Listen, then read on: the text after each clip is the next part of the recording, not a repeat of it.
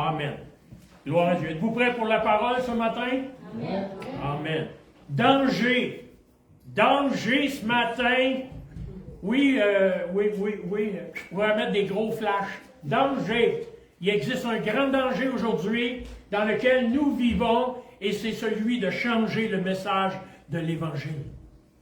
Je réfléchissais cette semaine, puis je méditais là-dessus, puis je regardais, vous savez, avec YouTube, avec l'Internet, avec tout ce qu'il y a, c'est difficile de s'y retrouver.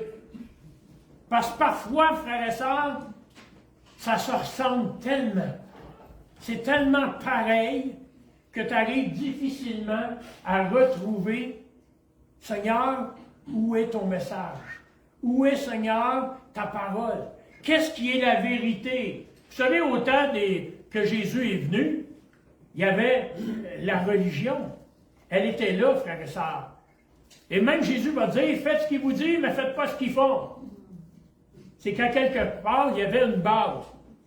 Et je pense que ce matin, nous avons besoin de considérer, de voir, d'avoir le cœur ouvert, les yeux ouverts, pour discerner les temps, discerner les choses qui nous sont présentées. On doit considérer ce matin, frères et sœurs, l'importance de prêcher le véritable évangile, celui du salut, qui est défini comme la foi dans le sang de Jésus-Christ. Il n'y a rien d'autre. Rien d'autre. Peu importe ce que tu peux apporter ce matin, ça peut être bien beau, bien établi, séduisant, mais ce qui sauve, c'est le sang de Jésus et rien d'autre. Et j'ai été chercher quelques versets pour débuter. Dans 2 Timothée, chapitre 4, 2 Timothée, chapitre 4, ça dit « Car il viendra un temps où les hommes ne supporteront pas la sainte doctrine, mais ayant la démangeaison d'entendre des choses qui sont agréables. Ils se donneront une foule de docteurs selon leurs propres désirs, détourneront l'oreille de la vérité, se tourneront vers des fables. Mais toi, Timothée, c'est Paul qui parle à Timothée, mais toi, sois sobre, en toutes choses, supporte les souffrances, fais l'œuvre d'un évangéliste, remplis bien ton ministère, celui de diffuser, d'apporter et de prêcher la parole et la sainte parole de Dieu, et rien d'autre. Mon deuxième passage, c'est dans Galates 1, verset 7, qui dit « Non pas qu'il y ait un autre évangile, mais il y a des gens qui vous troublent, qui veulent renverser l'évangile de Christ. Mais quand un ange du ciel annoncerait un autre évangile que celui que nous avons prêché, qu'il soit anathème. Nous l'avons dit précédemment, je le répète à cette heure, si quelqu'un vous annonce un autre évangile que celui que vous avez reçu, qu'il soit anathème. J'aime ce qui est marqué, non pas qu'il y ait un autre évangile, parce qu'il n'a pas. Mais nous vivons dans un monde de séduction, de copies, contrefaits. Avez-vous remarqué aujourd'hui, frères et sœurs, il s'agit juste d'avoir un produit qui vaut beaucoup, qui est riche, un produit rare. Et c'est pas long qu'on l'imite. C'est pas long, frères et sœurs. Vous savez, j'ai une montre. Il y a des montres qui valent des milliers de dollars. Je peux vous dire que votre pasteur, il y a une montre qui vaut 10 piastres. Et je suis très conscient qu'elle vaut 10 piastres. Mais pourtant, elle est belle. Ils savent l'imiter, ils savent la faire jolie, ils savent la faire pour qu'elle attire l'œil. La raison pourquoi je une montre à 10 piastres, c'est parce que je les casse toutes. C'est immanquable. Une montre, je ne suis pas capable de garder ça. Je la casse.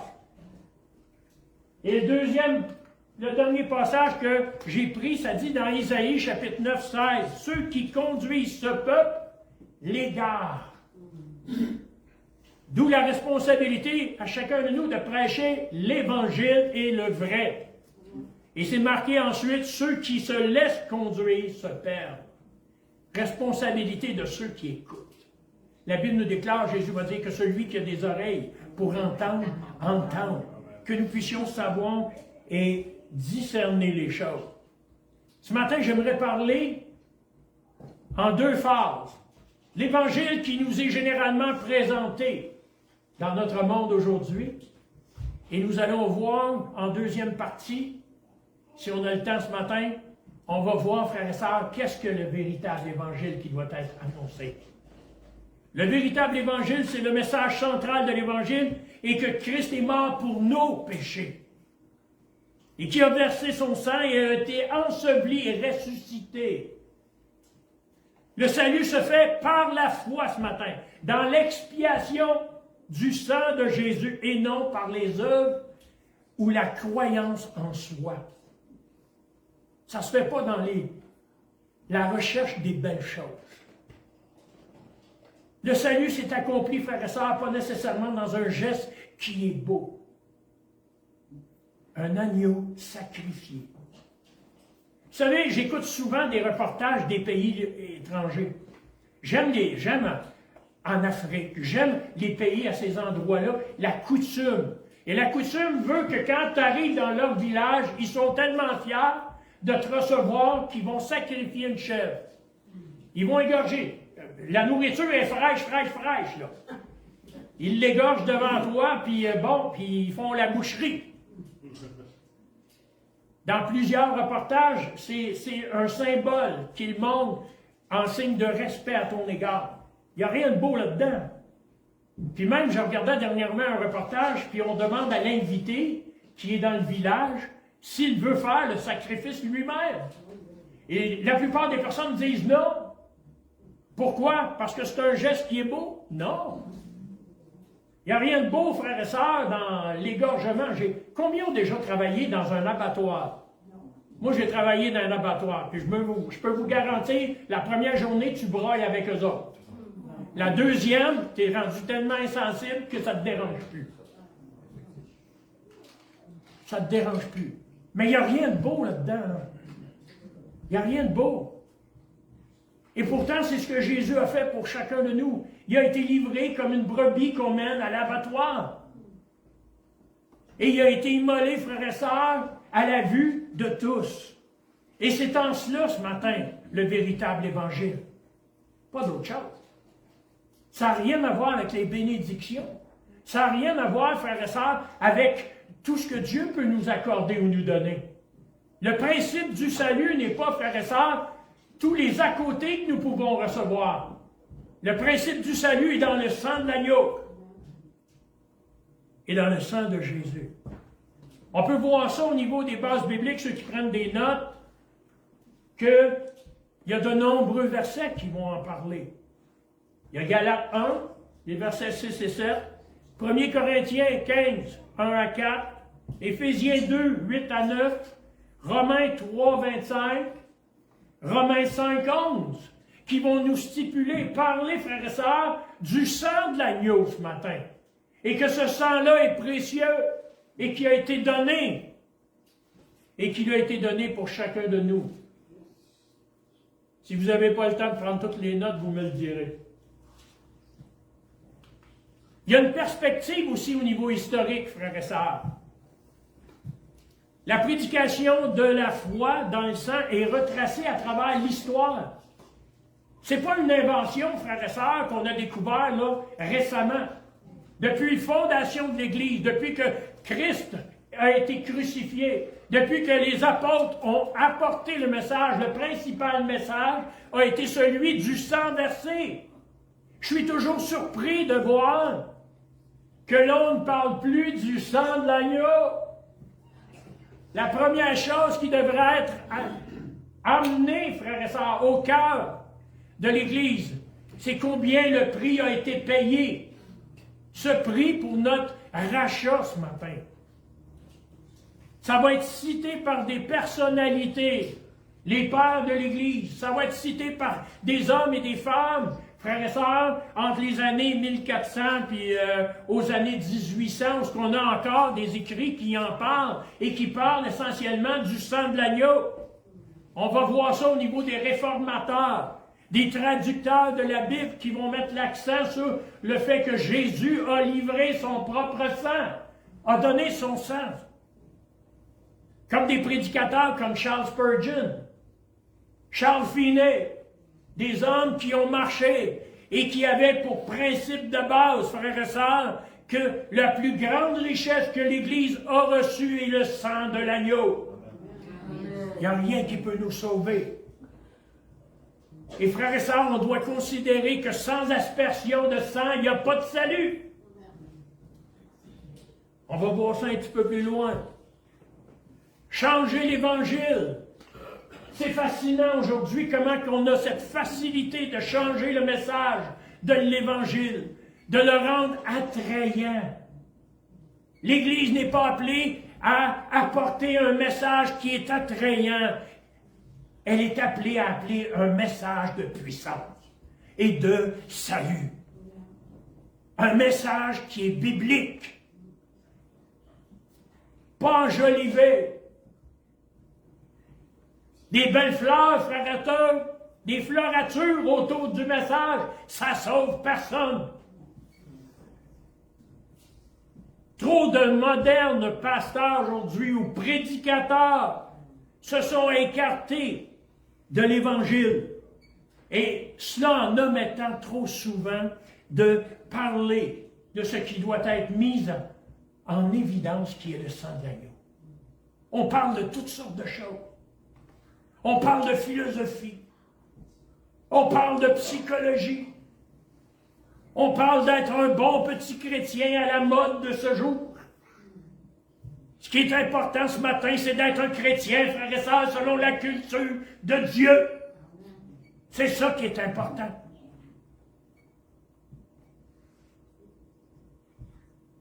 Je vois trop de monde, frères et sœurs, qui rentrent dans des églises, qui viennent, qui entendent un message fleur bleue,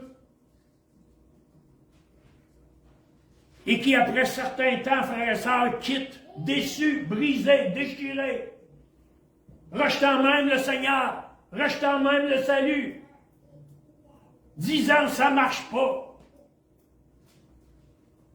Il y a une puissance dans le sang de l'agneau. Frères et sœurs, ce n'est pas en faisant des sermons fleurs bleues ce matin que les démons tremblent. Les démons tremblent devant le sang de l'agneau. Devant le sang de Jésus un matin. Pas d'autre chose. Aujourd'hui, on fait des sermons pour garder les gens. On rend ça attrayant pour qu'ils puissent rester. Il ne faut plus parler du sang de l'agneau, ça fait peur. Ça fait peur. Si tu n'es pas sauvé, tu as raison d'avoir peur. Si c'est l'ennemi qui te dirige le matin, tu as raison d'avoir peur. Parce que la puissance est dans le sang de Jésus. Pas dans d'autres choses.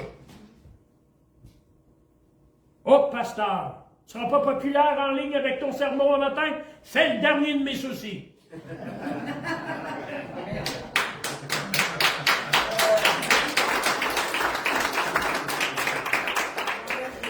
Le sang de l'agneau. On est appelé à une action ce matin. On est appelé à bouger. La parole de Dieu nous exhorte à revenir à une pleine et complète confession et à la prédication du véritable évangile de la foi, parler du sang de l'agneau. Tu veux briser les chaînes ce matin? C'est dans le sang de l'agneau que ça se brise. Et quand on parle du sang de l'agneau, frères et sœurs, quand on parle qu'on est couvert par le sang de l'agneau, ça ramène une assurance dans notre vie. Dans notre vie. Je rencontre des nouveaux, des fois, frères et sœurs, dans d'autres églises, puis je leur demande, quelle est la valeur du sang de l'agneau pour toi? Ils ne savent même pas de quoi je parle. Ils ne comprennent pas. Pourquoi? Parce que c'est plus enseigné. C'est plus apporté. Et c'est en cela, frères et sœurs, qu'on a besoin d'agir. Le véritable évangile est centré essentiellement sur la foi dans le sang de Jésus-Christ comme étant le seul moyen pour être sauvé. Au-delà de l'action d'être crucifié, frères et sœurs. Avez-vous remarqué que Jésus n'est pas mort d'une crise cardiaque? Il n'est pas mort non plus, frères et sœurs, d'un embolie de je ne sais pas quoi. Ça nous dit qu'il fallait que le sang soit versé. Son corps fut brisé, déchiré, meurtri, pour que nous soyons guéris. Mais c'est son sang qui devait être versé pour que nous soyons sauvés. Il y a toute une différence. L'Évangile est défini dans 1 Corinthiens 15, 1, 4 comme étant la mort de Christ. Et cela pour nos péchés, son ensevelissement et sa résurrection. Wow! C'est l'essentiel du message de l'Évangile, frères et sœurs. Il est mort pour moi, afin que je suis sauvé. Et ça nous dit qu'il va être enseveli. Ça nous dit qu'il va être victorieux de la mort le jour de sa résurrection pour vous et pour moi. Et par ce fait, je suis ressuscité avec lui. Vous vous souvenez, frères et sœurs, l'ange de la mort, lorsqu'il va passer en Égypte, il n'a pas épargné les Égyptiens, puis il n'a pas épargné les Juifs non plus. Ça a été dit quoi? Prends le sang de l'agneau, mets-le sur le linteau des portes. Et quand l'ange de la mort va passer, il ne touchera point quoi ta maison. Ça veut dire simplement que les Égyptiens, frères et sœurs, ça dit que tous les premiers-nés sont morts, et que tous les incrédules aussi, au niveau du peuple juif qui n'ont pas mis de sang, sont morts aussi. Parce que la seule raison que Dieu a donnée, c'est le sang de l'agneau. L'ange de la mort est passé, frères et sœurs, puis s'il n'y avait pas de sang sur le linteau des portes, just too bad. Tu peux avoir la plus belle religion aujourd'hui. Puis Dieu sait comment qu'on en connaît de religion. Puis je vais vous en dire encore un petit peu plus loin. Religion évangélique, ça existe. Je ne parle pas d'une relation, là, je parle d'une religion. D'être un bon petit chrétien à l'église à tous les dimanches. Ça va plus loin que ça, être au Seigneur. Ça va plus loin que ça. Seigneur, couvre-moi de ton sang ce matin. Que tout esprit d'opposition soit lié ce matin. Amen. Au nom de Jésus. Une fois pour toutes. Une fois pour toutes. Je suis fatigué d'entendre, frères et sœurs, des beaux refrains, des belles mélodies prédicatrices, des gens qui parlent. Puis ça n'a aucun sens. Moi, vous dire, avez-vous la plus belle façon de savoir, c'est des politiciens. Avez-vous remarqué? Tu lui poses une question, ils ne te répondent jamais. Ils virent ça de toutes les bords, puis ils t'emmènent ça n'importe comment, puis en fin de compte, tu t'en vas, puis tu n'as jamais eu de réponse. Ben, des fois, frères et sœurs, je vois des pasteurs, je vois des gens qui prêchent l'Évangile, puis je vois des gens qui annoncent l'Évangile, sont pareils. Dépourvus d'essence, frères et sœurs. On a besoin de revenir à la simplicité de l'Évangile. On a besoin de revenir au message puissant de Jésus-Christ. Ce qui faisait la différence entre les pharisiens de son temps, frères et sœurs, les Sadducéens, puis toutes les uns que vous voulez, c'est que sa parole était vraie et était puissante. Puis on a besoin de revenir à ça. On ne se rassemble pas le dimanche pour faire le beau. Répondez pas, clignez pas des yeux, dites rien, mais on ne vient pas à l'église juste pour faire le beau, hein? Pensez-vous? Combien viennent à l'église pour avoir une relation avec le Seigneur, puis être touchés avec le Seigneur ce matin? Si tu viens faire le beau, là, regarde, c'est juste que tu t'es trompé de place. Il y a des meilleurs endroits où tu vas être plus beau que ça. Je suis tanné, frères et sœurs, d'entendre que la démesure de certaines églises, au niveau de sa popularité, ta popularité ne fait pas de toi une église qui est sainte. Fais pas de toi que tu es une église qui est sanctifiée. Fais pas de toi une église puissante. Je connais des églises aujourd'hui, on ne peut même plus parler en langue, frères et sœurs. On lui dit, tais-toi. Je connais des églises où on ne peut même plus prophétiser quand Dieu veut parler. Ça va pas au monde. Tais-toi. Éphésiens dit, frères et sœurs, n'empêchez personne de parler en langue. Puis j'aime ce que Paul va dire. Je parle en langue plus que vous tous. Mais je comprends. Je suis intelligent aussi. Spirituellement, le Seigneur me donne une intelligence. Je comprends quand il me dit, je préfère dire 5 paroles pour me faire comprendre que dans 10 000 qu'un autre ne comprend pas. Mes frères et sœurs, que personne n'empêche le Saint-Esprit d'agir au milieu de nous. Et que la puissance du sang de l'agneau soit sur nous. Quand tu parles du sang de l'agneau ce matin et que tu prêches l'Évangile, l'enfer tremble. Vous êtes-vous posé la question ce matin si l'enfer tremble? Ma louange doit être un parfum qui monte au Seigneur ce matin. Le sang versé par Jésus est un élément qui est essentiel à l'Évangile. Et non pas seulement sa mort. Son sang apporte le pardon. On va prendre la Sainte Seine tantôt. Puis ce n'est pas une coïncidence. Son corps apporte la guérison. Sa résurrection nous donne cette vie éternelle. Jésus a dit un jour, là où je suis, vous y serez aussi. Combien croient ça encore? Et le salut s'obtient par la grâce, par la foi dans le sang versé de l'agneau.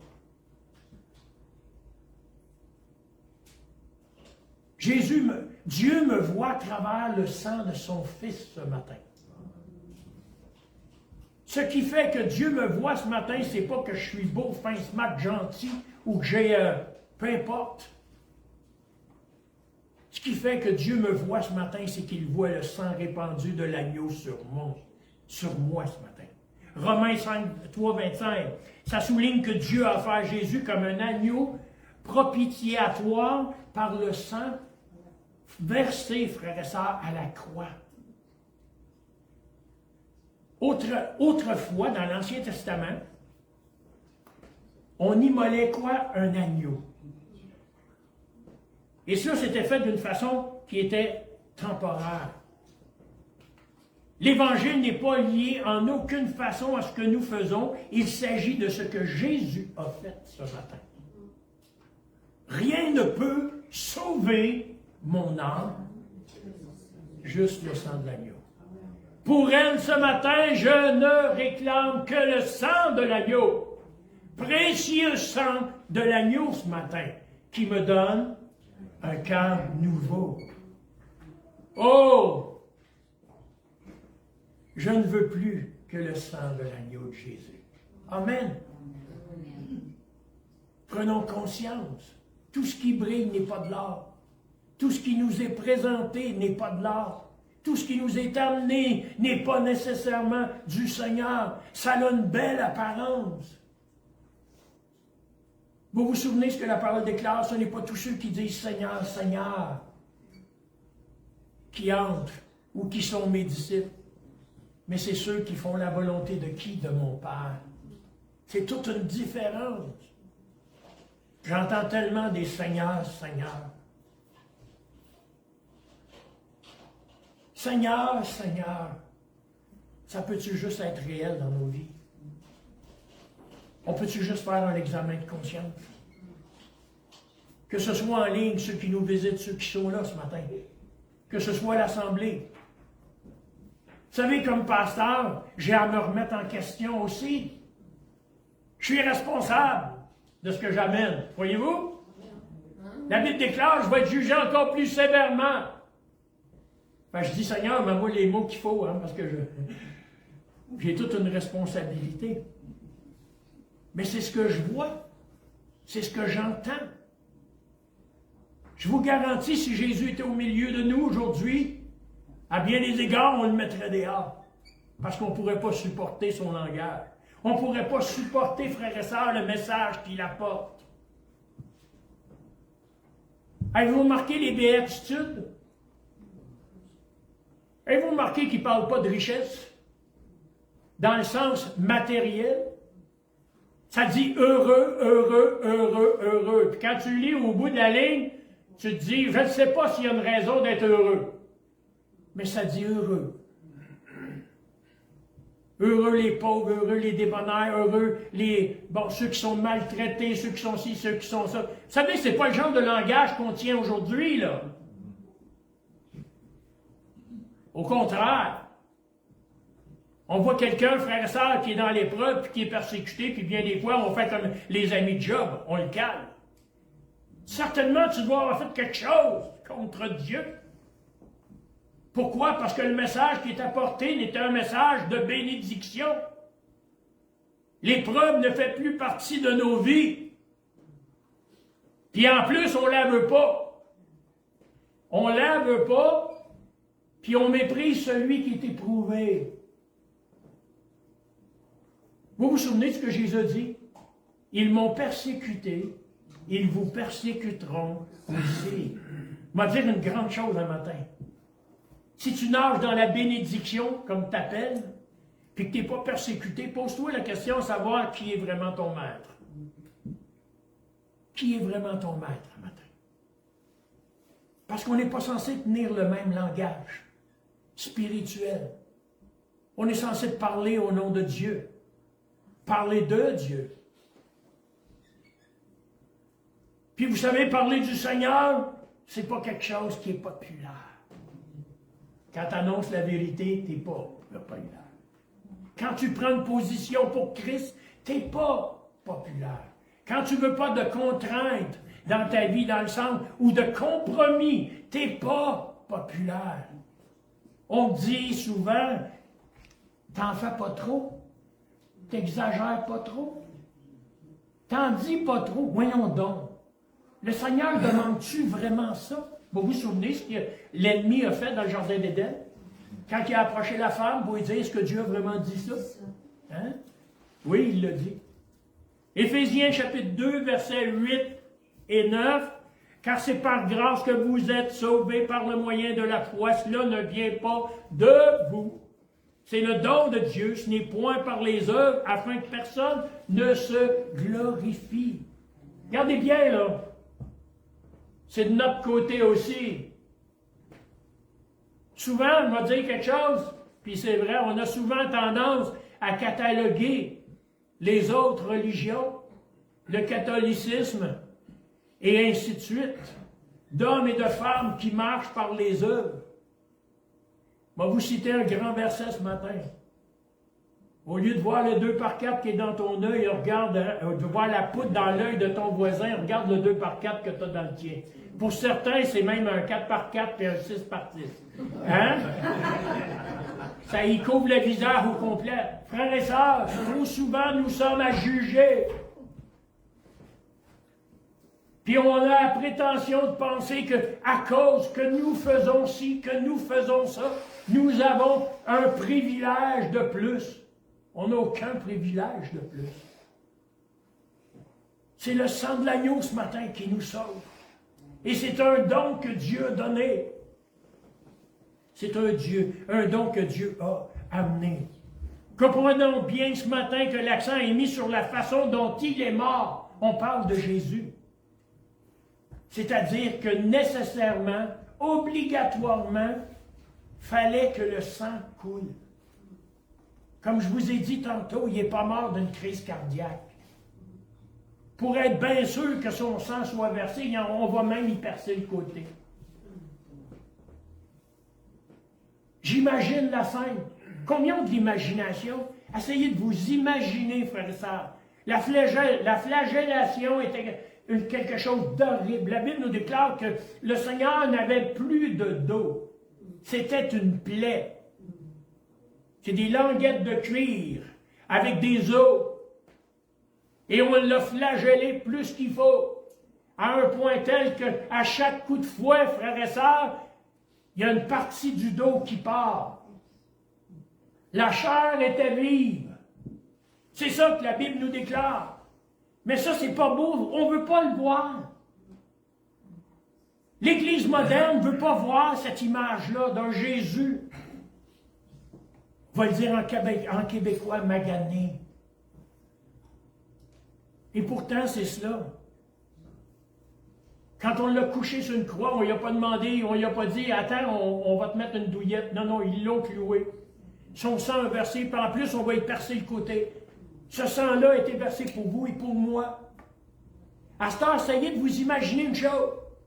C'est qu'il n'était pas destiné à mourir comme ça. C'est vous et moi qui étaient destinés à cette croix. Mais il a pris notre place. Il a pris notre place. Le salut est obtenu par grâce, par la foi, et cette foi doit être placée essentiellement et uniquement dans le sang de Jésus. Il n'y a rien d'autre. Il n'y a rien d'autre. Ça dit que l'apôtre Paul déclare que nous sommes justifiés par la grâce, par la foi et par le sang de Jésus. On voit ça dans Galates 1, 6, 7. Paul va exprimer son étonnement face à ceux qui se détournent du véritable évangile vers un autre. Vous savez, du maraudage, il y en avait au temps de Jésus, hein? Il y a des gens qui étaient spécialistes de sortir de l'Église, puis aller visiter d'autres églises, puis d'emmener toutes sortes, compter toutes sortes de choses, pour séduire l'Église.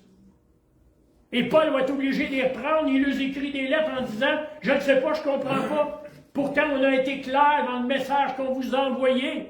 Comment ça se fait que vous vous détournez de l'Évangile pour vous attacher à peu près à n'importe qui passe, ou n'importe quelle histoire? » Et ça dit dans Hébreux 9, 22 que sans effusion de sang, il n'y a aucune rémission des péchés ou il n'y a aucun pardon. Assez difficile aujourd'hui, frères et sœurs, de venir et de faire la prière de repentance en sachant que le sang ne t'a pas pardonné, que Jésus, par son sang, ne t'a pas pardonné. C'est pour ça qu'aujourd'hui, on voit des églises, frères et sœurs, qui sont remplies de monde, qui ont accepté le Seigneur sans se repentir. Pensez-vous que ça a du sens? Pensez-vous que si tu acceptes le Seigneur sans te repentir de ton péché, tu l'as accepté? Tu as juste accepté la religion. Mais tu n'as pas décidé de suivre le Seigneur. Et ton péché n'est pas enlevé. Il est encore là. Ce que la Bible enseigne ce matin, frères et sœurs, sur le véritable évangile. Voulez-vous savoir c'est quoi le véritable évangile?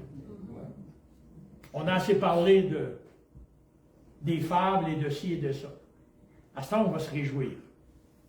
Ce qu'est le véritable évangile. 3 points d'importance par rapport au sang de Jésus. D'abord, le sang de Jésus est une fondation sur laquelle on peut s'appuyer et que la Bible nous garantit que nous avons la rédemption et que nous sommes pardonnés. Ça, c'est le premier point. Le deuxième point, c'est le seul moyen d'être purifié. Sans le sang de l'agneau, tu n'es pas pur. Tu n'es pas purifié. Puis le sang de l'agneau, en troisième position, comme alliance ou nouvelle alliance, et qui nous donne accès à Dieu. C'est ça le sang de Jésus. Et c'est ça qu'on doit prêcher. Le sang comme fondement du pardon et de la rédemption. Dans Lévitique 17:11, ça dit c'est établi comme un principe qui est fondamental. Car la vie de la chair est dans le sang. Je vous l'ai donné sur l'autel afin qu'il serve d'expiation pour vos âmes, car c'est le sang qui fait l'expiation de l'âme. Il fut blessé pour nous, brisé pour nous. Et ça nous dit, frères et sœurs, que le châtiment qui revenait sur nos têtes est tombé sur lui et que Dieu a considéré que le monde a pu être restauré à cause de ce sang versé. Dans l'Ancien Testament, les sacrifices d'animaux impliquaient toujours du sang. C'était le moyen provisoire pour couvrir tous les péchés. Pourquoi? Parce que Dieu avait un plan encore plus merveilleux. Mais dans l'Ancien Testament, frères et sœurs, c'était temporaire, parce qu'on attendait la venue du Messie. Tout l'Ancien Testament nous témoigne, frères et sœurs, que Jésus est cet agneau, cette brebis innocente qui sera immolée afin de nous racheter. Le Nouveau Testament révèle que ces sacrifices étaient une préfiguration du sacrifice ultime est parfait. À bien noter, parfait. La Bible nous déclare dans l'Apocalypse que nul autre que lui a été trouvé digne d'ouvrir les sceaux. Dans Hébreux 9, 22, ça réaffirme cette vérité qui est essentielle. Et presque tout d'après la loi est purifié avec du sang, et sans effusion de sang, il n'y a aucun pardon. Donc, frères et sœurs, c'est le sang de Jésus qui pardonne. Êtes-vous là? Oui. Amen. Gloire à Dieu. J'aime ça, ils sont alertes. Le sang de Jésus n'est pas simplement un liquide biologique. Il représente la vie offerte en sacrifice. Imaginez-vous, quand vous allez à l'hôpital, vous donnez du sang pour quelqu'un. Tous les bénéfices que vous apportez à cette société ou à quelqu'un qui est dans un besoin. Imaginez-vous toute l'importance du sang de l'agneau qui a été versé pour vous et pour moi. Ça ne nous donne pas juste la vie, ça nous donne l'éternité, le pardon de nos péchés, la rédemption, puis qu'on peut rentrer dans l'accès auprès du Père. On peut-tu juste réaliser ça, matin? Ce qui nous a été donné. Par son sang versé à la croix, frères et sœurs, Jésus a accompli la rédemption, c'est-à-dire le rachat de l'humanité, et cela de l'esclavage du péché. Amen. Je sais qu'un jour, mes yeux verront Jésus. Amen.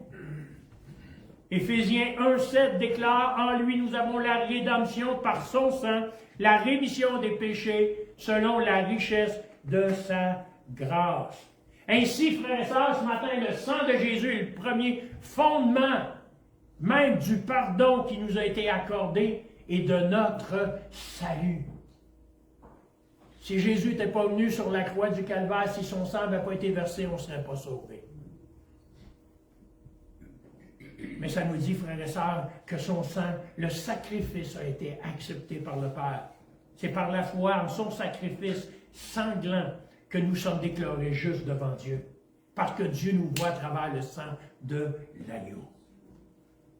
Le sang comme seul moyen de purification ou de sanctification ce matin.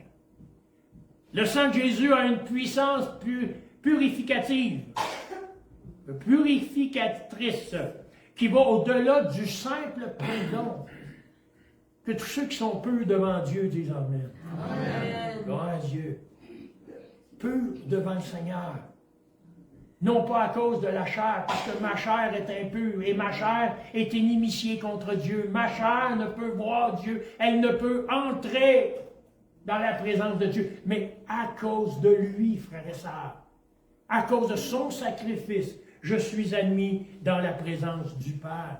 Ça dit qu'il nous purifie de toute souillure du péché, nous sanctifie et nous met à part pour Dieu. Combien veulent être à part pour Dieu ce matin? Amen. C'est dans le sang de l'agneau que nous sommes à part pour lui. 1 Jean 1,7, ça affirme, même si nous marchons dans la lumière, comme lui-même est dans la lumière, nous sommes en communion les uns avec les autres. Et le sang de Jésus, son Fils, nous purifie de tout péché. Alors, regardez la personne à côté de vous et dites, en Jésus, je suis saint. Amen. En Jésus, je suis saint ce matin. Dans ta chair, peut-être pas, mais en Jésus, je suis saint ce matin. Parce qu'il vit en moi. Cette purification n'est pas un acte qui est temporaire, comme dans l'Ancien Testament, juste au moment de la conversion. Mais c'est un processus en continu. Plus que tu t'approches de Dieu ce matin, plus que tu es béni. Pourquoi? Parce que ta bénédiction ne repose pas sur les choses que tu possèdes, mais sur sa présence à lui et le fait qu'il est en nous. En confessant nos péchés et en nous appuyant sur le sacrifice de Christ, on expérimente ce matin la purification constante que son sang offre. Frères et sœurs, c'est une dialyse spirituelle. Amen. Et vous remarquez, il y a des gens qui vont passer 4 heures pour une dialyse. Hein? Moi, je me connecte au Saint-Esprit, là, puis la parole de Dieu me dit, frères et sœurs, qu'il filtre mon sang, puis qu'il me donne le sien. Amen. Une dialyse spirituelle. C'est-tu bon? Amen. Je ne vous souhaite pas d'avoir une dialyse en chair. Mais spirituellement, restez connectés. Hein? Restez connectés. C'est ce qui manque à notre monde aujourd'hui. C'est ce qui manque, frères et sœurs, autour aujourd'hui. Parce qu'on prêche juste des belles choses. Puis on essaye d'attirer. On essaye d'emmener. On essaye de faire plaisir. On n'est pas là pour faire plaisir, on est là pour annoncer l'Évangile. On n'est pas là, frères et sœurs, on est là pour marcher pour le Seigneur. Puis des fois, ben ça brasse. Ça brasse des fois, oui. Hébreux 13, 12. Ça souligne que Jésus a souffert en dehors, frères et sœurs, de la porte, afin de sanctifier le peuple par son propre sang. On l'a emmené sur le mont Golgotha, en dehors de la ville. Frères et sœurs, nous ne sommes pas appelés à rester dans ce monde, mais à sortir de ce monde, de l'esprit de ce monde. Jésus a dit un jour, Père, je ne te demande pas de les enlever de ce monde, mais de les préserver de l'influence de ce monde. Malheureusement, bien des fois, le monde est rentré dans l'Église. On fait comme le monde pour attirer les gens. On est rendu à avoir des églises qui font du marketing pour avoir davantage de personnes qui rentrent dans l'Église. Des plans, frères et sœurs, pour être capable d'atteindre une multitude. Mais au nom de qui ce matin voulons-nous atteindre cette multitude? Et comment peuvent-ils être pardonnés si nous ne prêchons pas le sang de l'agneau? Son sacrifice nous rend saints et nous permet de nous approcher de Dieu. Le troisième bénédiction, le sang comme alliance nouvelle nous donne accès, frères et sœurs, à Dieu. Dans l'Ancien Testament, Dieu avait établi une alliance avec son peuple par le sang et le sacrifice des animaux. Il fallait que tu immoles un animal pour être pardonné des péchés. Dans le Nouveau Testament, la parole nous déclare que c'est Jésus qui va prendre une fois pour toutes, l'iniquité de toute l'humanité. Le sang de Jésus a établi cette nouvelle alliance. Elle est supérieure et en plus, elle est éternelle. Wow! Elle est supérieure. Son sang vaut plus que les boucs, vaut plus que les chèvres, vaut plus, frères et sœurs, que les colombes qu'on utilisait dans l'Ancien Testament. Son sang est éternel. Et ce sang-là, ce matin, est celui qui coule dans nos veines par l'Esprit de Dieu. Combien savent qu'ils vont vivre pour l'éternité? Si tu es au Seigneur ce matin, gloire à Dieu. Lors de la dernière scène, et c'est ce qu'on va prendre ensemble, Jésus lui-même dit en présentant la coupe, cette coupe est la nouvelle alliance en mon sang qui est répandue pour vous. Pour tous ceux, frères et sœurs, qui aspirent et qui désirent entrer dans cette alliance. Cette nouvelle alliance scellée dans le sang de l'agneau, dans le sang de Jésus, nous donne accès direct à Dieu. Et cela, frères et sœurs, malgré que l'ancienne alliance ne pouvait pas nous offrir cela. Je vous l'ai dit souvent, puis je le répète encore un matin. J'aime l'image de dire que lorsque je me présente devant mon Seigneur dit « taisez-vous ». Il dit aux nuées d'anges « taisez-vous ». Il dit au ciel même « taisez-vous, mon fils me parle ». J'ai toute son attention. Ma fille me parle. J'ai toute son attention. Y en a-tu qui souffrent de levez pas les mains, de solitude? Je vais te dire avec Jésus, jamais seul avec Jésus. Ça dit jamais seul avec Jésus sur quoi? Sur le chemin du salut. Sa main tient ma main, il me tient bien. Frères et sœurs, c'est un bon vieux chant qu'on chantait autrefois. On ne les chante plus non plus. Mais c'était des chants de puissance. Des chants qui animaient nos cœurs, qui étaient vibrants dans nos vies. Y en a-tu qui se rappellent des ailes de la foi? Oui. Amen. Oh, pasteur, on ne chante plus ça, c'est ben trop vieux. Ben oui, c'est trop vieux. C'est ben trop vieux, certain. Mais ça donnait vie ton cœur. Moi, je l'ai encore, le livre Les ailes de la foi, chant de victoire. Tous ces petits chants-là qu'on ne chante plus aujourd'hui. Frères et sœurs, il y en a beaucoup que j'ai oubliés. Parce que la mémoire est une faculté qui oublie.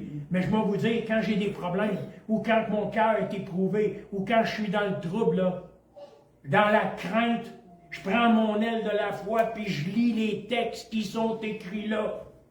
Puis ça relève mon cœur. Amen. Je ne me rappelle pas des notes. Mais gloire à Dieu, je lis les paroles comme si c'était une prière. C'est des chants de puissance. Dans Hébreux 10, 19 à 22, ça nous encourage en disant, « Ainsi donc, frères, puisque nous avons au moyen du sang de Jésus un libre accès dans le sanctuaire par la route nouvelle et vivante, qu'il a lui-même inauguré pour nous à travers le voile. » On a parlé ce matin qu'il a déchiré le voile pour vous et pour moi. C'est-à-dire sa chair, puisque nous avons un grand prêtre établi sur la maison de Dieu. Approchons-nous avec un cœur sincère, dans la plénitude de la foi, les cœurs purifiés d'une mauvaise conscience et un corps lavé d'une eau pure. Wow! L'eau du Saint-Esprit. Amen. Toute une différence. Le sang de Jésus, il ouvre le chemin vers la présence de Dieu, nous permettant d'avoir une relation qui est intime avec le Père, avec Jésus, avec le Saint-Esprit.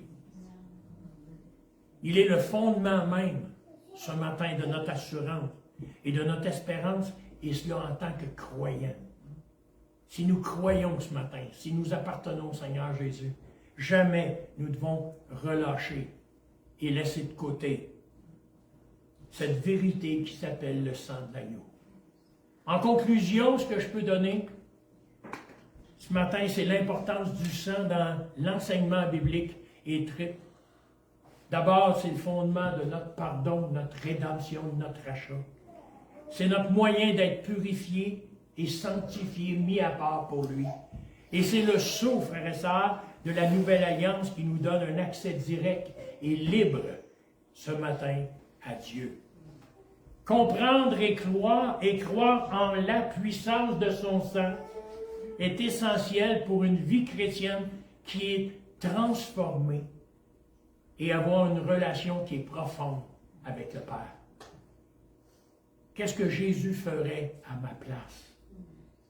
Ce n'est plus moi qui vis, c'est Christ qui vit en moi. Est-ce que je peux dire ça ce matin? Et on se souvient, courbons la tête. Éternel, te remercions, Seigneur, ce matin pour cette parole qui nous donne la vie, pour cette parole qui nous rend vivants. Éternel, pour ce sang qui a été donné, pour ce sang précieux, celui de Jésus. Éternel, que nous ne nous éloignons pas de toi ce matin, Seigneur, mais que nous restons attachés. Que nous puissions rester fermement attachés à ta parole. Éloigne-nous, Seigneur, de la séduction de ce monde bien des fois religieux, Seigneur, qui semble être pareil, mais qui dans le fond rejette bien des égards, Seigneur, ce qui fait la vie. Éternel Père, bénis mes frères, bénis mes sœurs ce matin, et que, Seigneur, ce soit un feu nouveau, une louange nouvelle, une joie nouvelle dans nos cœurs ce matin, parce que tu es la source de notre joie. Tu es la source de notre assurance, de notre éternité. Et en toi, Père, nous avons la vie. Merci pour le sacrifice de Jésus. Et Père, c'est dans le nom de Jésus que je prie. Amen. Merci à tous nos frères qui sont en ligne. Merci à tous ceux qui ont été là ce matin. Que Dieu puisse faire une œuvre merveilleuse à travers vos vies. Qu'il puisse vous toucher, vous rencontrer. Et soyez bénis dans le Seigneur. Frères et sœurs, je vous aime avec l'amour du Seigneur. Soyez grandement.